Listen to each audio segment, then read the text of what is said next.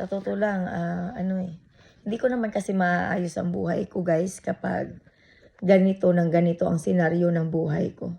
Tapos maraming Pilipino ang involved. Yeah. Kung deserve ako mamatay sa Pandan, tatanggapin ko. Yeah.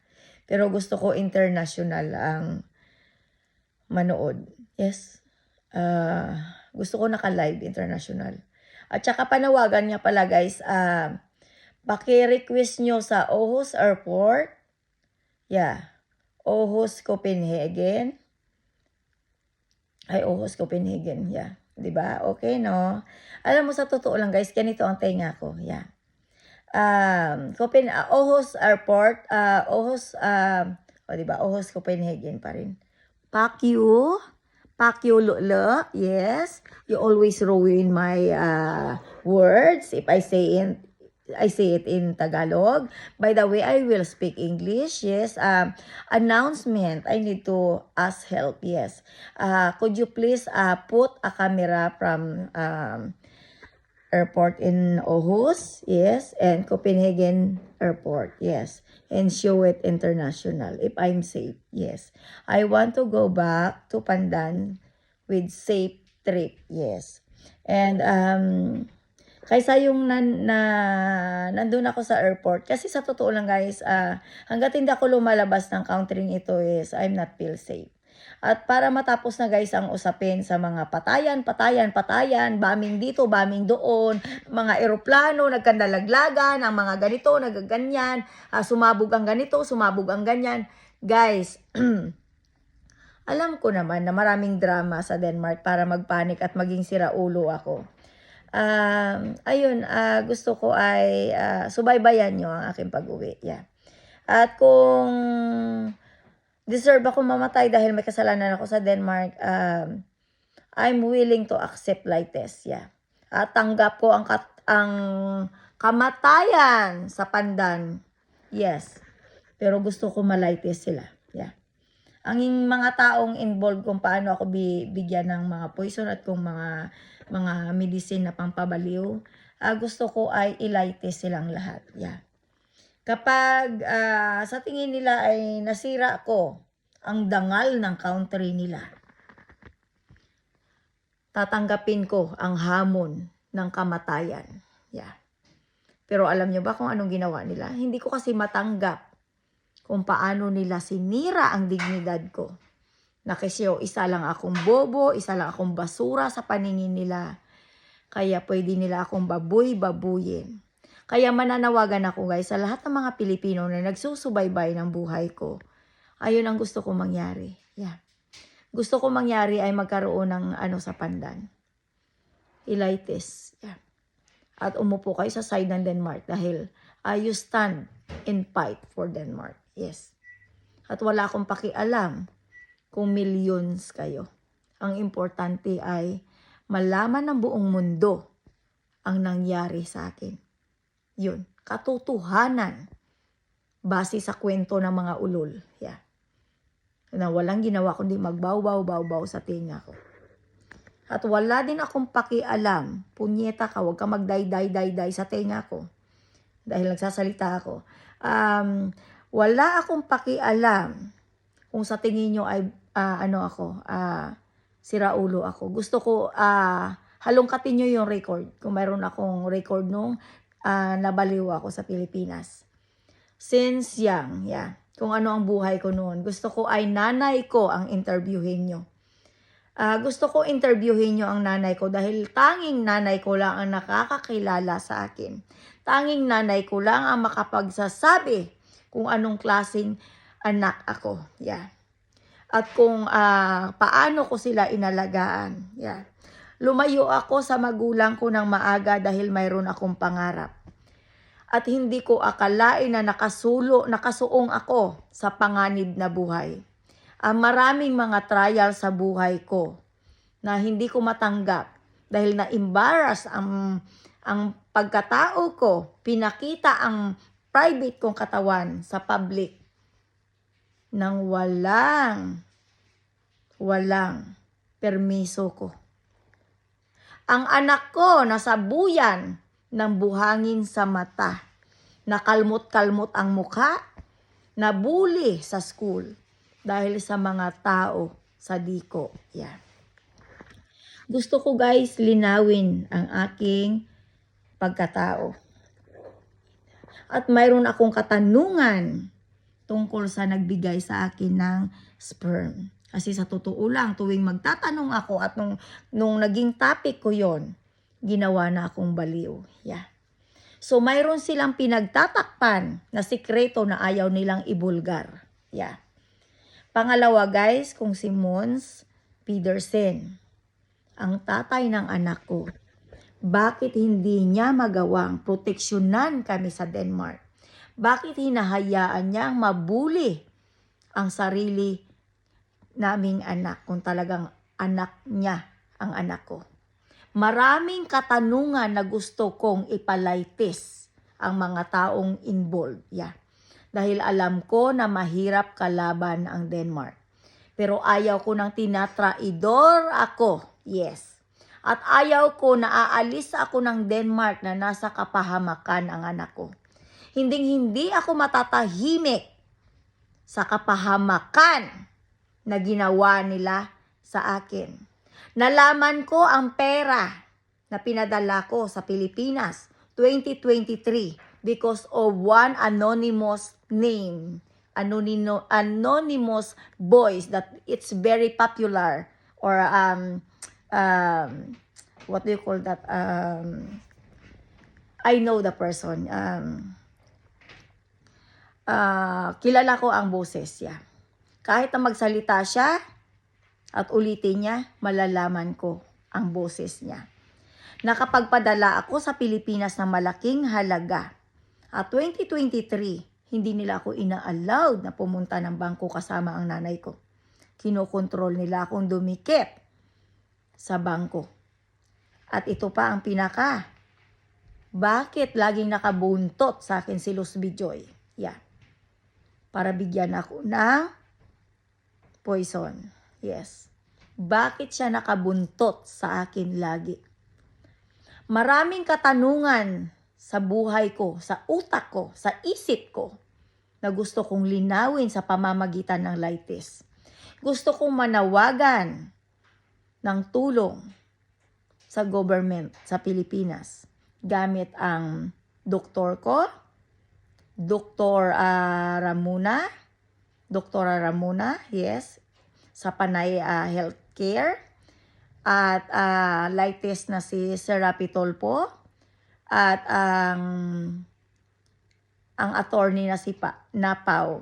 Sa totoo lang guys, marami akong miracle babies, at yun ay mga professional, mga judge, mga lawyer, mga police, yes. At gusto ko makita sila, yeah. Gusto ko silang makita. Gusto ko nandoon ang mga suporta nila. Gusto ko ilaitis ang anak ko kung talagang hindi nila binibrainwash. At gusto kong interviewin ang nagbigay sa akin ng yon, kung paano ako mabuntis. Sperm, kung paano ako mabuntis. Kanino nanggaling? Kasi ang usapan namin dyan, kapag hindi gumana ang sperm niya, kapag hindi, dahil baog, or what, dahil may cancer siya, at alam ko naman na it's dead ball dahil he been a different kind of sickness, we have an agreement that he can allow me to have a sperm donor. At yun guys, ang gusto kong halongkatin. Hindi dahil gusto ko magpabida, dahil hindi ko alam kung sino ang ama ng aking anak. Kaya sa tao nga palang nagmamagaling, na sabi na anak mo na yan, hindi mo pa alam kung sino ang tatay, putang ina mo nga pala. Wala ka sa sitwasyon ko para i-judge ako. Putang ina mo nga pala dahil may alam ka, naka-close pa rin yung bunganga mo. Putang ina mo nga pala dahil sa kadimunyuhan mo, kakakuda-kuda-kuda, tang-ulol mo nga pala. Wala ka sa sitwasyon ko na suungin ang panganib ng buhay para lang sa anak ko. Ngayon, kung tanga-tanga akong nanay Dapat bata pa lang ang anak ko. Baby pa lang ang anak ko. Paglabas ko, dapat binalibag ko na sa kumon. Yeah. Pero nakita mo naman, 13 years kong inalagaan ang anak ko. 13 years kong pinoprotektahan ang anak ko. Mas gusto kong ako ang gawing baliw kaysa ang anak ko ang mahirapan. Yes, sa Denmark. At tangina mo nga pala sa kakakuda mo na sabi mo ay ano? Anak ko hindi ko kilala. Na si ganito ang pangalan ng anak ko, si Abby, si Jeanine, si Abigail. Ang pangalan ng anak ko ay Jeanine Abigail Antaran. At ang dala-dala niyang apelyido sa Denmark ay Pedersen. Yes. Pinanganak ko ang anak ko noong December 13, 2010. 2010, nung pinanganak ko ang anak ko, binigyan na ako ng mga medication. Paano ako magkakaroon ng stress na inspired akong alagaan ang anak ko? Paano ako magkakaroon ng baliw na utak na tuwang-tuwa akong inaalagaan ko ang anak ko? Paano? Pwede mo bang i-explain? Oh yeah, gusto ko sa harap ng hukuman i-explain nyo. Yeah. At gusto kong imbitahin si Eunice Winter. Siya ang kauna-unahang doktor ko na nagbigay sa akin ng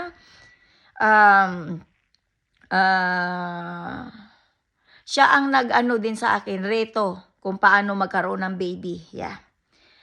Because of her, I took one of the, special doctor na nag-aano ng mga bata, yung nag-aano ng sperm. Yeah. Nabuo ang anak ko, pangatlong try.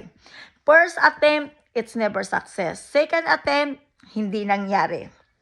Third attempt, pangtatlo, yes, nangyari. It's happen. Baka mamaya ito, sabihin nyo, it's dirty fingers, ha? Kasi pangatlo. Isa, dalawa, tatlo, pangatlo. Okay. Pang third times, nabuntis ako. Ang pinagtataka ko ay, nung nasa hospital ang anak ko,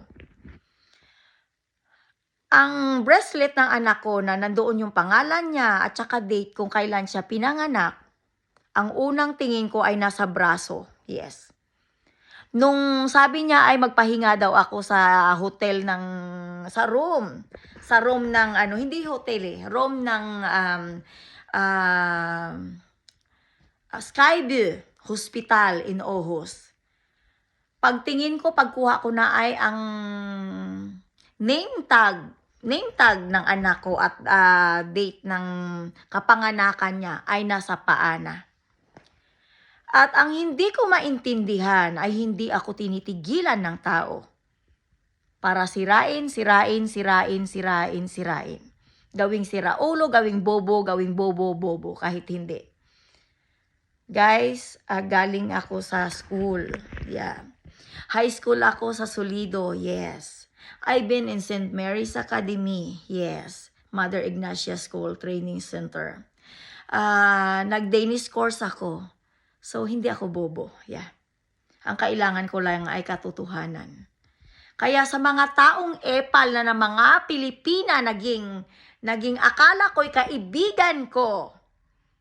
Pero pinaplastik ako at gusto akong ingud-ngud kay kamatayan at ayaw akong palabasin ng buhay sa Denmark. Gusto niyo akong patayin?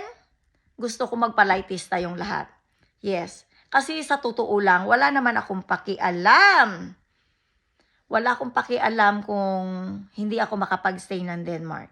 As long na bit-bit ko ang anak ko, as long na makita ko ang anak ko na safe, no problems. Pero lagi nyo akong tinatakot. Yung anak ko na paggrupo sa anak ni Herlin. Akot, yes. Herlin Akot, yeah, from Bohol. Her name is Helena. Helena Akot, I think Hansen. I'm not sure of her last name. Yes. But her mom came from Bohol, yeah. At siya ang best friend ng anak ko. Tandaan nyo, ang anak ko, walang karelasyon. I hope that she is okay, she's safe. But I believe that my daughter is okay, yeah. Sinasabi na niyo na reacted lang ako, reaction, napaka protection sa anak ko. It's a normal, yes. Kasi hindi ako tanga-tangang nanay. Overreacted, pero overreaction. Puking ulol mo nga palang hinayop ka sa tenga ko. Pero kung sino ka mang animal ka, ipapahila kita, yeah. Siya nga pala guys, Anis is, gusto kong umuwi ng Pilipinas, pinahihirapan pa ako para bumili ng ticket. Yeah. Kasi ayaw nila akong palabasin ng buhay sa Denmark. Gusto nila akong gawing baliw sa Denmark. Gusto nilang mamatay ako sa gutom sa Denmark.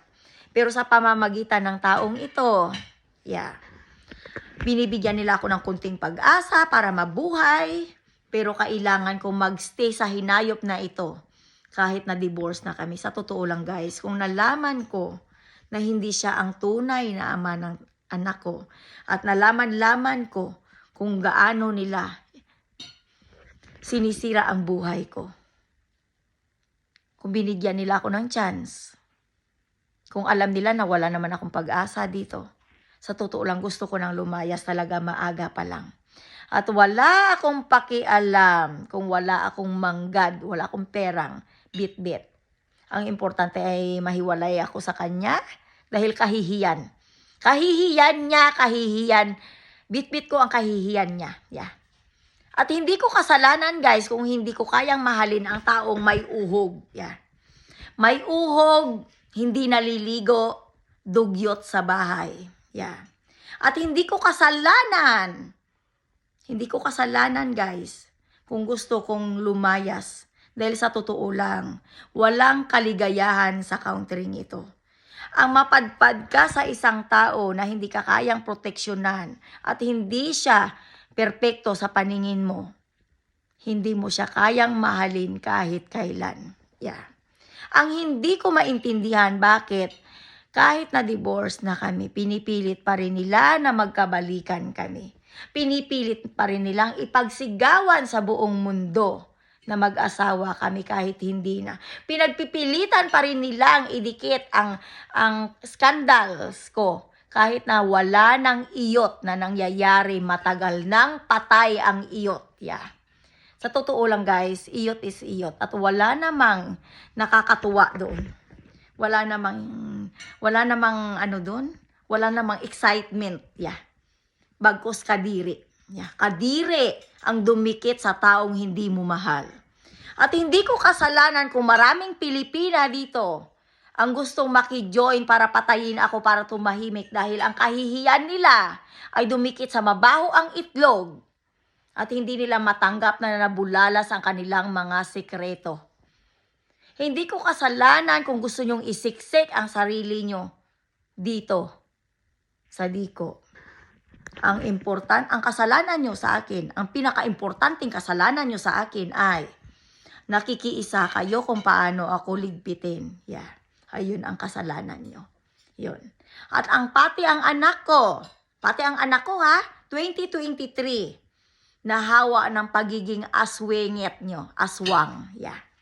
Pinilit kong tanggalin sa katawan niya. Yes.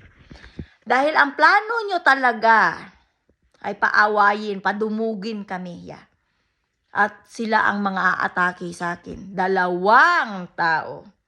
Nawala yon dahil sa garlic. Pinakain ko ng garlic. Yeah. At mayroon akong ginawa para matanggal. Pinipilit nyong magsanib puwersa kay Satanas. Naging mangkukulam kayo. Yeah. Para patayin ako, hindi nyo ako mapatay harap-harapan dahil magkakaroon ng ebidensya. Dahil si Auntie Vivian ay hahabulin kayo kung ano nangyari sa akin. Ang ginagawa nyo ngayon ay nagsasanib puwersa kayo sa mangkukulam.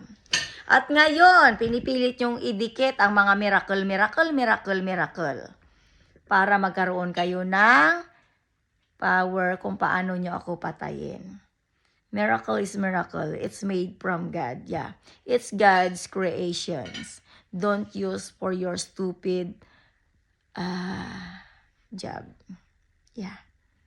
At siya nga pala, guys, ito na naman siya. Nalaki na naman ang kanyang mata. Ang aking gwardiya na ex ko daw ay yun, nalaki ang mata niya kapag ako'y nagsasalita sa YouTube. Yeah. Nalaki ang mata niya. Sa totoo lang, guys, itong lalaki na to, hindi ko nga alam kung paano ko naging asawa to. Parang nilasing-lasing yata ako. Dinuling-duling. Yeah. Hindi ko alam kung anong kaduling-dulingan ang ginawa sa akin ng kudos-kudos ng gayuma. Yeah. Pero sa totoo lang, guys, kahit kailan, hindi ako mai-inlove sa isang lalaking ganito kadamak. Yeah. Pagdating sa luto, wala kang alam, hindi ako mabubuhay sa'yo. Pagdating sa pera, hindi ako mabubuhay sa'yo dahil wala naman akong wealth na nahita sa'yo. At yun, guys, yung pinagsisiksikan nila, yung pera na pinadala doon, na pinorward ng Denmark, hindi ko naman malalaman yun, guys. Kung hindi dahil sa isang tao na, alam mo, may pera ka, ipadala mo ganito. Pero sa totoo lang, 2023, wala naman akong nahita. Bawal akong dumikit sa bangko. Bawal ko rin dalhin ang nanay ko sa bangko para Yeah, lahat bawal. Yeah. Kaya wala akong pakialam, Denmark, sa mga manggad nyo. Ang issue dito, Denmark, ay kung paano nyo ako pinoison, kung paano nyo ako binaliw-baliw, at kung paano nyo inabuse ang anak ko, pati ako. At ang cybercrime, na napaka-talented nyo sa cybercrime, Denmark, ayun ang biggest issue. Yeah. Denmark, hindi ko kaya makipag-sex kay Mons without relationship. At matagal na panahon na hindi kami naggaganunan. Yeah. Bakit? Hindi ko kayang ma-attempt na makipag-romance sa isang tao without love. Yeah. Sa totoo lang, Denmark, ang nangyari sa akin, there's a lot of Pilipina involved at gusto ko ma-interview sila. Gusto ko ma-interview sila kasi sa totoo lang, ang sakit-sakit ng ulo ko. Gusto kong ayusin ang buhay ko, you always follow. Yeah. At sa airport, dahil guys nila ako iinisin. Sa totoo lang, guys, nung lumabas ako kahapon, may bill si Ungo. Yeah. May bill siya ng parking. Yeah. Yung bill na yung bayaran nyo na naglabag siya sa batas ng yun sa oras. Sa totoo lang, guys, natawa na lang ako. Bakit? Oo, sabi kong ganun. Oo, it's happened.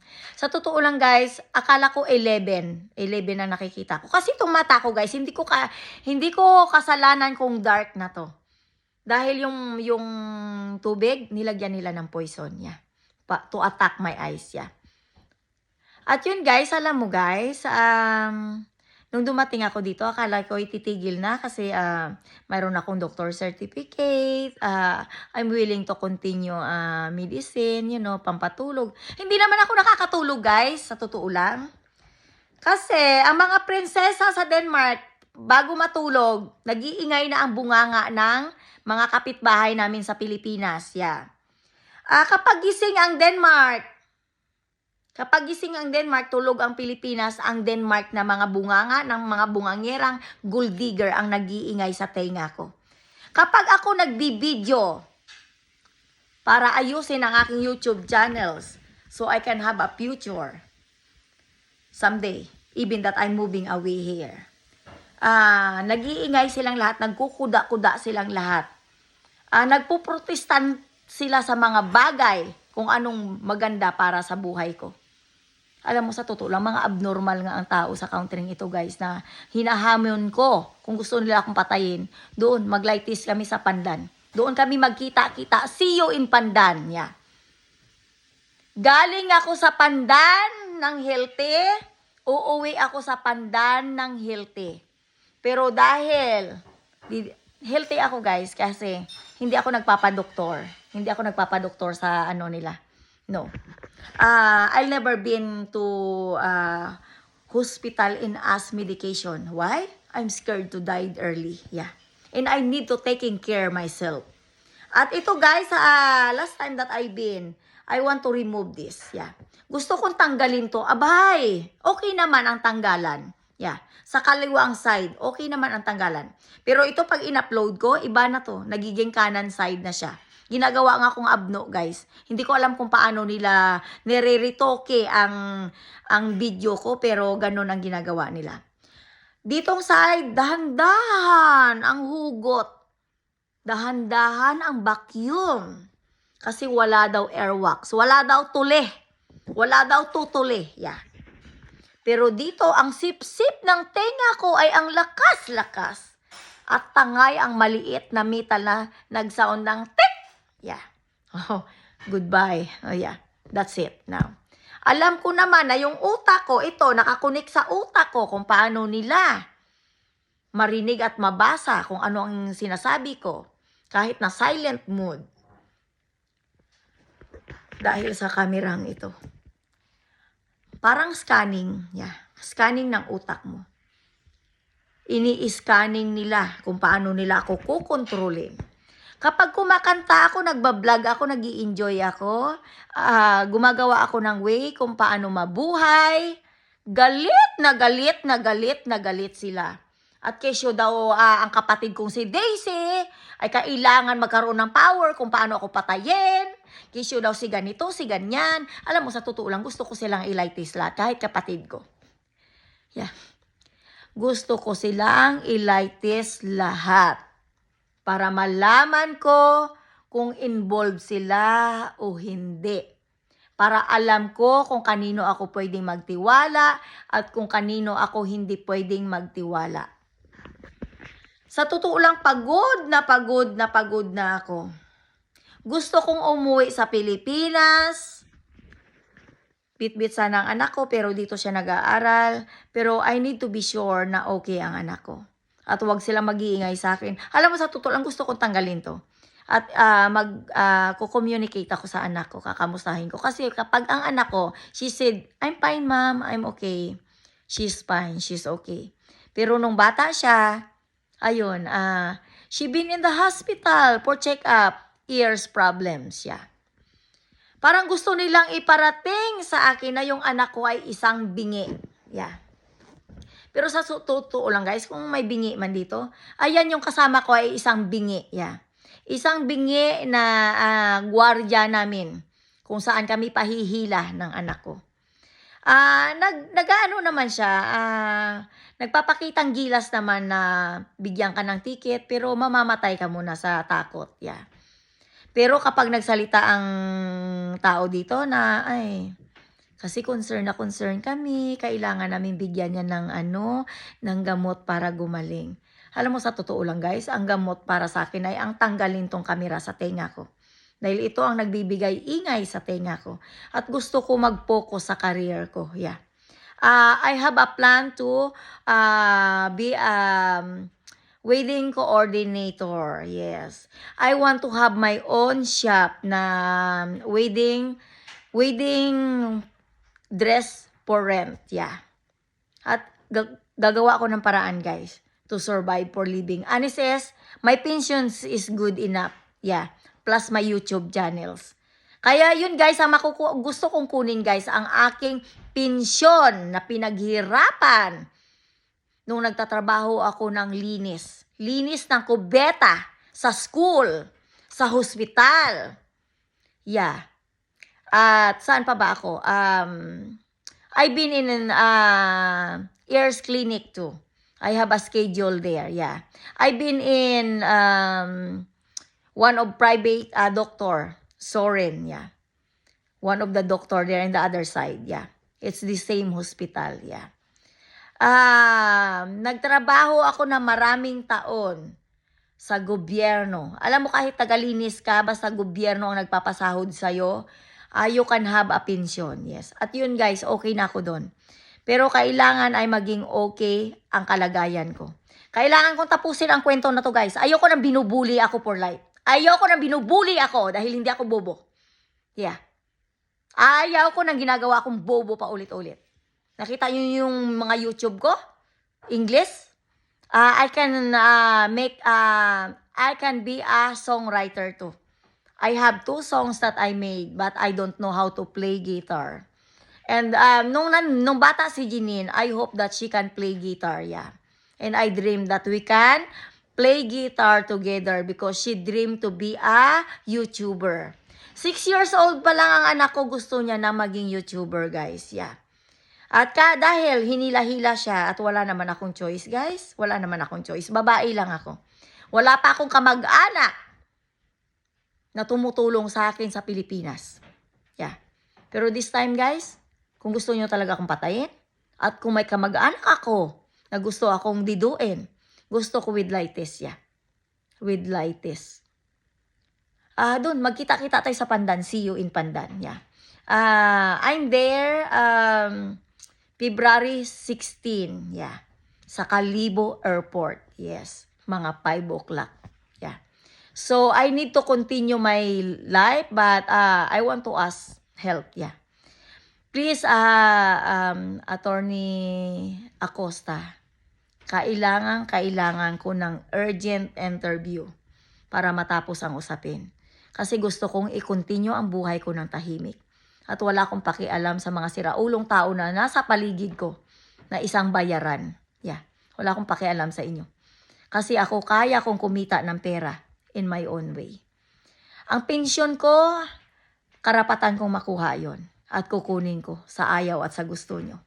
Mamumuhay ako ng tahimik sa Pilipinas kapag ito ay maayos na ma-interview ako matapos ang usapin. Yeah. Kapag sa tingin nyo na guilty ako, willing ako. Pero Laites first. Laites. I want Laites. Gusto ko ipakita nyo international. Para kung sino ang magyuko sa amin, maglalakad sa airport ng nakayuko. Kasi naranasan ko, guys, na tinry kong mag-ignore. Yeah, ini-ignore ko. I have long patience to ignore people as long as I can. Yeah, not to make trouble. Pero kasi pagod na ako. Pagod na ako sa mga ginagawa nila. At yung pang-aatake nila sa akin kung paano ako diduin, ayun yung nakakainis. Yeah. Ang kulam ay alam ng mga Pilipino na totoo. At sa pamamagitan ng kulam, ayun ang nangyayari. Ayun lang, guys. Thank you nga pala, guys. Paki-share ng video ko. Yun lang. Bye.